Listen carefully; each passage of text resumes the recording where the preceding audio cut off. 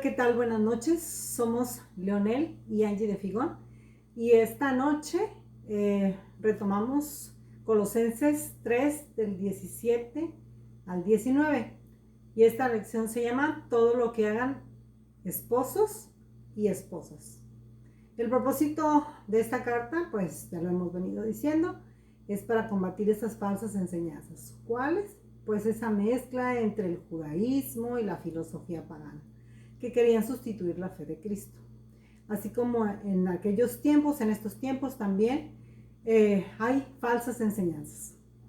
Bueno, pues entraremos a esta sección práctica de la carta del apóstol Pablo a los Colosenses. Vamos a recordar un poco acerca de lo que hemos visto o hemos estado estudiando en la sección doctrinal. Pues vimos que Cristo es la plenitud de Dios y la cabeza de la iglesia. Que los cristianos estamos completos en Cristo y que en Él encontramos todo lo que necesitamos para nuestra vida cristiana. Y no hay ningún sistema legalista humano ni en un sistema filosófico. Y pues ya que hemos resucitado espiritualmente en Cristo, tenemos que buscar las cosas de arriba, las cosas celestiales, las cosas del cielo que se encuentran, donde se encuentra Cristo sentado a la derecha de Dios. Y esto nos conducirá a buscar una vida de santidad en la forma personal y también conducirnos de forma pues con las personas, con nuestras relaciones con las demás personas, porque la vida cristiana consiste en vivir la plenitud de Cristo en nuestro hogar, en nuestra profesión y en nuestras relaciones sociales. Tenemos la lectura bíblica de esta noche que se encuentra en Colosenses 3, 17 al 19. Y todo lo que hagan o digan, háganlo como representantes del Señor Jesús. Y den gracias a Dios Padre por medio de Él. Esposas, sujétense cada uno a su esposo como corresponde a quienes pertenecen al Señor. Maridos, ame cada uno a su esposa y nunca la trate con aspereza. Este pasaje lo hemos dividido en 3 puntos y es de la siguiente manera. El primer punto es: el matrimonio es un compromiso. Lo vamos a ver en Colosenses 3, 18 y 19. El segundo punto es: el matrimonio es un compañerismo. Colosenses 3, 18 y 19. ¿Y cómo puedo vivir mi matrimonio? Colosenses 3, 17. Vamos a continuar con esta carta a los Colosenses. Como ya nos dimos cuenta, en la Biblia ahora vamos a tratar el asunto de la vida práctica, a la manera del diario vivir que todos tenemos. Pues el versículo clave en esta noche lo vamos a encontrar en Colosenses 3:17. Dice: y todo lo que hagan o digan, háganlo como representantes del Señor Jesús y den gracias a Dios Padre por medio de Él. Todo lo que hagan. Lo vamos a ir aclarando, o se nos va a ir aclarando esto más adelante, porque el apóstol Pablo en esta carta menciona 3 temas o asuntos de la vida diaria. En esta noche vamos a tocar el tema de los esposos y las esposas en los versículos 18 al 19 de Colosenses 3. Más adelante, en las siguientes clases, vamos a ver padres e hijos, que abarcan los versículos del 20 al 21, y patrones y empleados del 22 al 25 de Colosenses 3. Bueno, pues vamos a comenzar con el asunto de los esposos y las esposas. El tema aquí es el matrimonio. Pero antes vamos a tener una advertencia.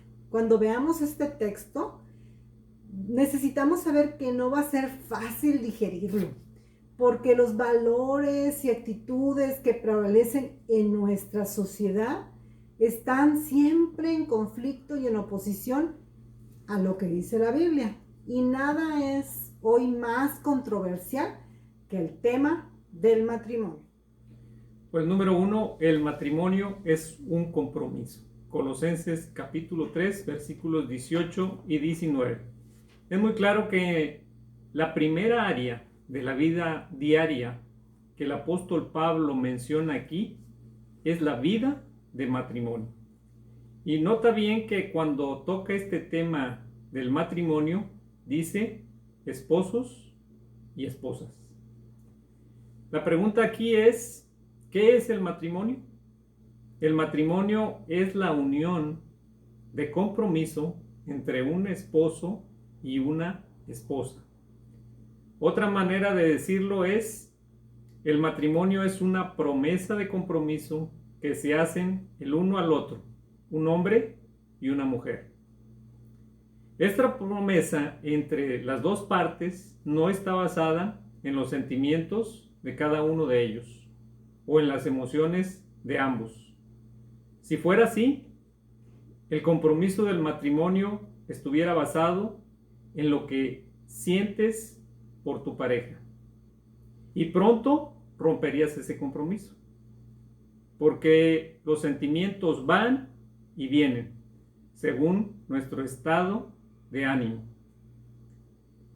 El amor en un matrimonio según Dios no se basa en los sentimientos, sino en las promesas de compromiso.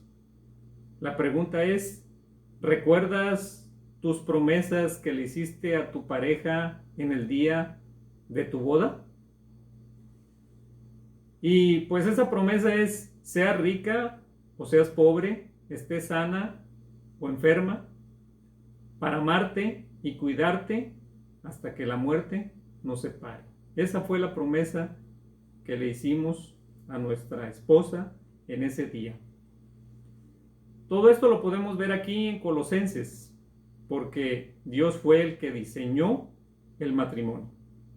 El matrimonio no es un invento en la historia de las civilizaciones humanas.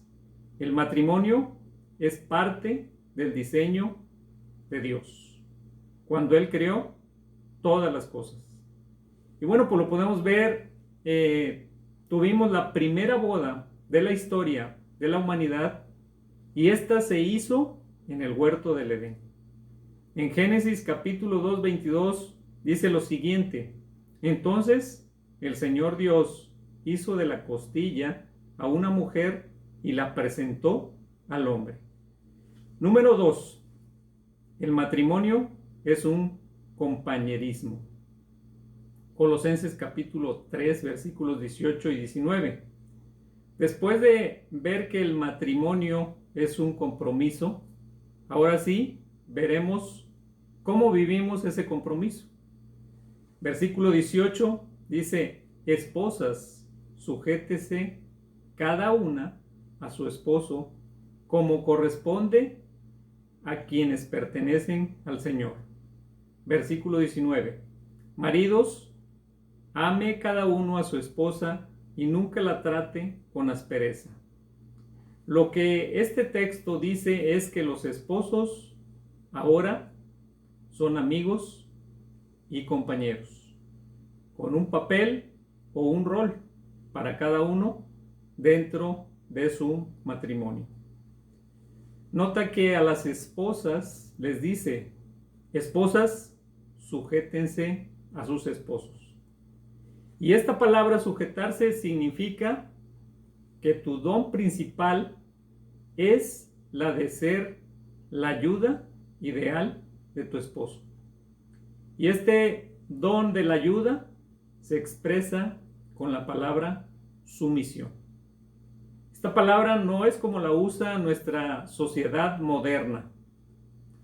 La palabra sumisión, según dos autores de libros de matrimonios, Allender y Longman, dice que es dar de la propia voluntad y la propia agenda para la vida y para el beneficio de otra persona. Es ponerse uno mismo alineado para el mayor bien del otro. Y por eso la sumisión no es que la persona esté en posición de debilidad o de inferioridad, sino todo lo contrario. La sumisión significa que la persona está en una posición de fortaleza. Cuando dice aquí que la esposa está en sumisión, está diciendo que ella le está dando a su esposo lo que él no tiene y lo que él necesita. Y luego notemos también que le dice al esposo: maridos, ame cada uno a su esposa y nunca la trate con aspereza. La pregunta es, ¿cuál es el papel del esposo aquí? El papel es el de liderazgo. El esposo recibe poder de Dios para servir a su esposa. Ahora, su esposa es su prioridad después de Dios. Cuando dice esposos amen a sus esposas, es que ahora ella es antes que los hijos. Ella es antes que el trabajo. Ella es antes que tus amigos. Ella es antes que tu padre y tu madre. Ella es la primera antes que todos tus intereses personales. Tu papel o rol es ver por sus necesidades. Ahora tú buscas la manera de resolver lo que ella necesita. Tú la cuidas, tú la ayudas en todo, tú la proteges de cualquier ataque que pueda recibir de otra persona. Dios te ha diseñado, como dice Efesios 5:25 y Primera de Pedro 3:7. Va Angélica ahí a leer Efesios 5:25. Dice: maridos, amad a vuestras mujeres, así como Cristo amó a la iglesia y se entregó a sí mismo por ella. Y Primera de Pedro 3:7, ahorita lo leerá también Angélica. Dice 1 de Pedro 3:7. Vosotros, maridos, igualmente vivid con ella sabiamente, dando honor a la mujer como vaso más frágil y como coherederas de la gracia de la vida, para que vuestras oraciones no tengan estorbo. Y como dice aquí, no siendo duros con ellas. Habla de ese vaso frágil y por ello tenemos que tratarlas así. Y número 3, ¿cómo puedo vivir mi matrimonio? Es una interesante pregunta. Colosenses 3:17 nos va a resolver esta pregunta. Tal vez pienses, hoy no se puede vivir de esta manera el matrimonio. O pienses, esto fue en otros tiempos. Nadie puede vivir de esa manera. La pregunta es, entonces, ¿en dónde vamos a encontrar la capacidad para vivir así nuestro matrimonio?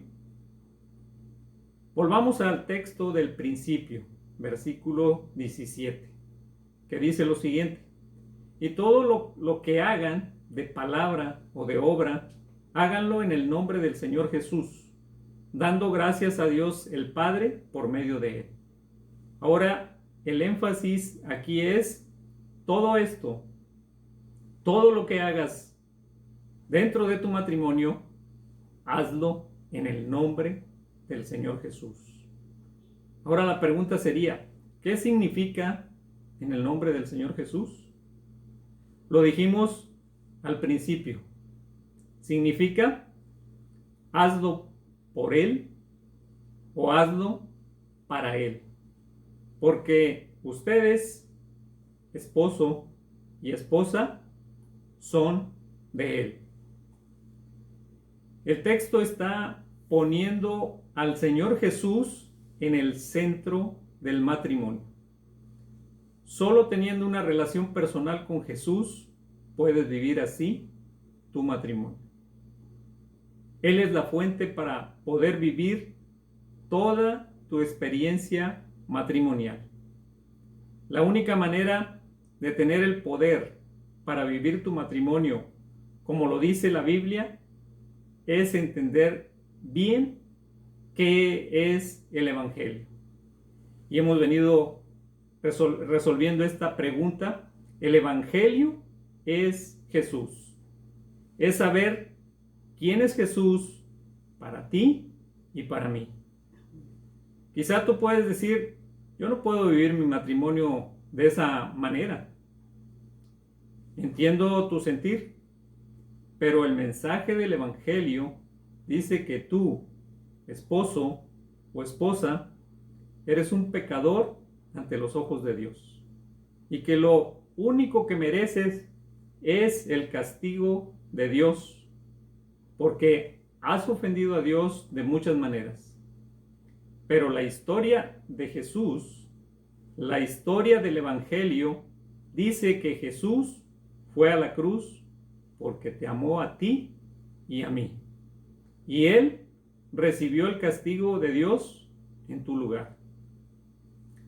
Porque Él hizo un compromiso de amor contigo y conmigo ahí en la cruz.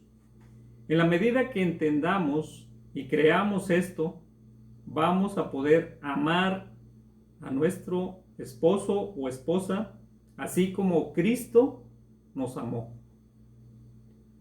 La pregunta es, ¿recuerdas la advertencia que te dije al principio? La Biblia dice cosas fuertes sobre el matrimonio. Estas cosas fuertes que dice la Biblia son radicalmente diferentes de los valores de nuestra cultura. Pero así es como Dios quiere que vivamos. Versículo 17, regreso a él, que dice lo siguiente: y todo lo que hagan, de palabra o de obra, háganlo en el nombre del Señor Jesús, dando gracias a Dios, el Padre, por medio de Él. Vamos a orar. Señor, te bendecimos, te damos gracias por esta palabra y, Señor, te pedimos que esta palabra sea escuchada y sea no solo escuchada, sino llevada a nuestros corazones para poder vivir esta palabra que tú nos has hablado esta noche, Señor. Sea bendecido tu nombre, Señor, y sea tu Espíritu el que nos guíe y nos dirija a tener un matrimonio conforme a lo que tú nos has hablado esta noche, Señor. En el nombre de Jesús. Amén. Amén.